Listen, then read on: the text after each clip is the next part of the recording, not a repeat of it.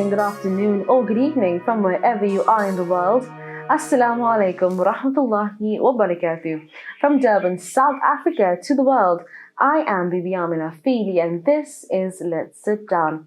On today's edition, we speak about what Joe Biden's presidency implies at a global stage. And now we take a look at a global as well as an African perspective. But joining me to have this conversation is Advocate Yusuf Ismail. Advocate Yusuf Ismail, welcome to Let's Sit Down. Welcome. Assalamu alaikum. Good to meet you. Absolutely. Okay, so let's get straight into it. Let's get straight into the discussion. As we have been seeing in our media fronts, they have been showing the elections countdown and the collection of the votes. And Joe Biden has come out on top, and he is now, or rather, he has been crowned being the president of the United States of America. Now, with being a president, there are a lot of challenges. Now, what immediate changes do you see in Joe Biden's first 100 days in office? Well, it's difficult to say. It's really difficult to say because you've got a unique situation. Firstly, I don't have any respect for the man, so I think let's put that clear. This is a man that cannot be trusted. You cannot respect him, nor can you respect his Deputy President Kamala Harris. The first point I want to get through is that as we talk now, in Georgia, you see essentially that the votes, there's been suggestions about the votes being recounted. Yes. The way it works in the United States is that in each of the 50 states, there's, people are not voted on the basis of the popular vote. So in other words, let's assume there's 1 million people and 500,000 vote for one, another 500,000 for the other. That's not how you win the election. What happens is that each state has so-called electoral college votes. And when you add up all these electoral college votes, it's a total of about 470 for a winning candidate. In every state except two, that's Maine and Nebraska, the candidate that gets the most votes wins all the state's electoral college votes. So what can normally happen is that a candidate can win the election without getting the most votes at the national level. Like, for example, in the time of 2016, where Hillary Clinton actually won. More people voted for Hillary Clinton across the United States. Yes. But Donald Trump won because he had the majority of electoral college votes. So the thing at this point in time, I don't know what Joe Biden's going to do. The man appears senile. He's 78 years old. I mean, when you're 78 years old, you're supposed to be in retirement, either sleeping on a bed or possibly passing your time with your great-grandchildren or grandchildren. From what I can gather, is that he spoke last week in his opening speech that he gave, where the indication was that he would be tackling the coronavirus. And this would obviously mean being more involved. I think he's going to continue with some of the individuals that were involved in the Trump administration, like Anthony Fauci and this other lady who's with him. But I assume that he's probably going to look at some of his former opponents and those that he vetted as potential running mates for the cabinet positions that he's going to choose. So generally, I think the main point is this, is that he speaks about putting a national strategy in dealing with the virus. That means they want to introduce mandatory masks, more testing, and I think there's talking about a vaccination. What had happened is that he speaks about taking the muzzle of our experts, meaning that during Trump's time, a lot of the medical experts were in fact muzzled. Yes. And the other point is that I think he's going to get the United States to join, to cancel this whole process to withdraw from the World Health Organization, because you recall under Trump they withdrew. And apparently, I think he may possibly be getting more involved globally with drone strikes. It's difficult to really say. I think locally there may be things when he will probably be moving more left, like, for example, on rules like immigration. Trump had a very exclusivist approach with dealing with immigrants.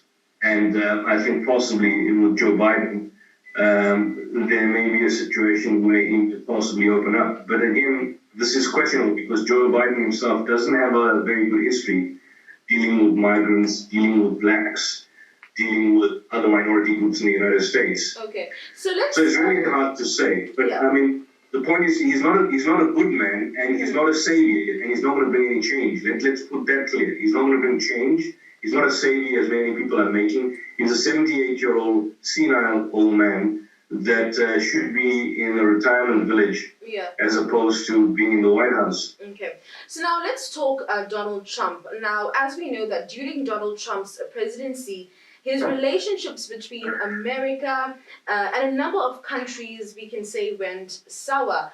And now we can talk and we can say the relationships between America and China, North Korea and Russia, in that. So are we... Okay, can we do that question again? Okay, so during Donald Trump's... let's talk about Donald Trump. Now, during Donald Trump's presidency, relationships between America and various countries, we can say the relationships went sour. Now, what changes are we likely to see in terms of the relationships between America and China, North Korea, and Russia in a Biden presidency? Well, I don't know.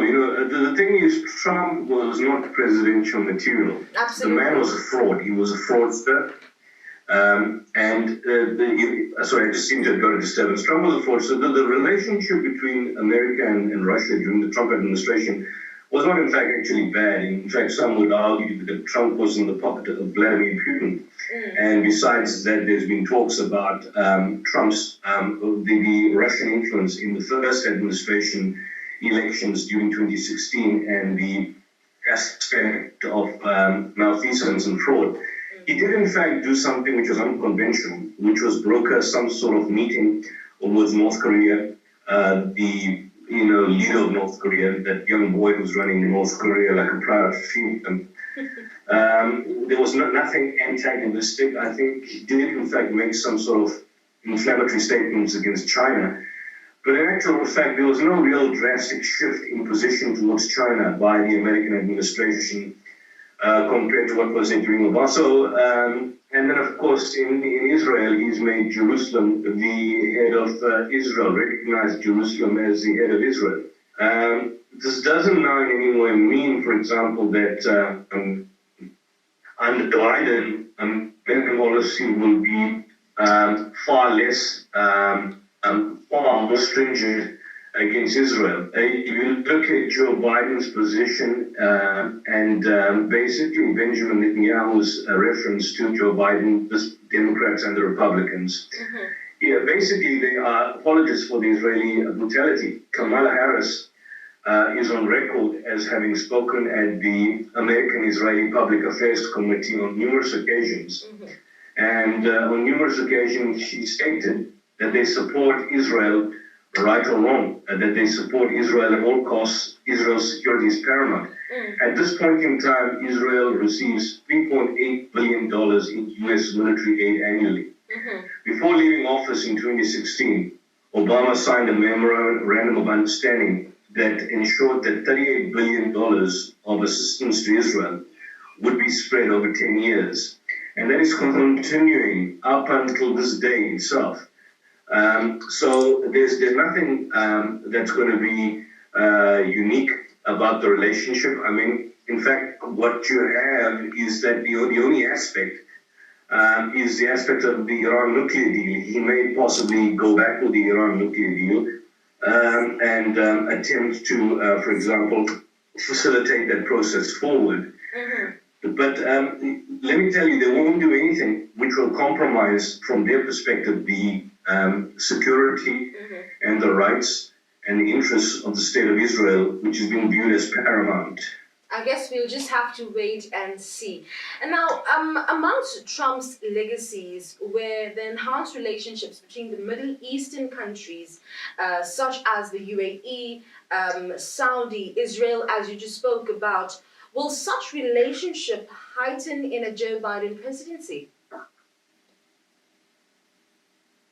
Well, I don't know. I think they'll probably remain the same. I don't think there's going to be any kind of a shift in policy. I mean, those are things which have remained in place from inception. In every single U.S. presidency that has been in place. I mean, under Trump, he met up with this guy, the psychopath MBS, Mohammed bin Salman, who was actually was running the show, not his father. His father, King Salman, is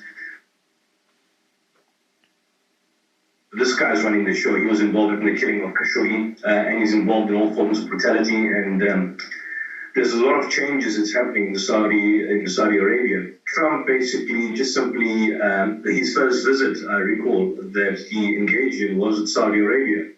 Now, the Saudi United States have always had a schizophrenic relationship, just like they do with Israel. I don't see any change in that. I don't see any drastic deterioration in that. I don't see any heightened involvement of the United States. What can possibly happen is, you may possibly see an increase in drone strikes. Let me tell you something. Joe Biden is the man that not only backed the Iraq war in 2003, but actively supported it, actively supported regime change, actively supported the sanctions that were imposed during the time of Madeleine Albright from the Iraq Gulf War One up until the time of the Bush administration. And then, of course, in 2003, the invasion of Iraq, he supported it. Joe Biden supported it. Now, this man, and I see what happens, that people are now celebrating his winning as if it's going to bring some sort of change. The man is compromised at a fundamental level on numerous levels. Kamala Harris, I mean, if you can probably say, she'll be the first black woman, or if you could call a non-white person in the U.S. administration, female, you're going to talk about that, that will be possibly engaging in the bombing of people in the third world and in the Middle East and other countries. So I don't see any significant change taking place. It's business as usual. I don't know why. I really cannot understand why people are seeing this as some sort of change. Possibly because of the fact that Trump was a psychopath. He is a psychopath, no doubt about it. But he was so involved with internal enemies that he had no time to start any kind of wars overseas, which is quite remarkable in that sense. Because under the Obama administration, there were wars that were happening. Trump was just simply part and parcel an aberration. Absolutely. But he was essentially part and parcel of the same entity that is fundamentally rotten.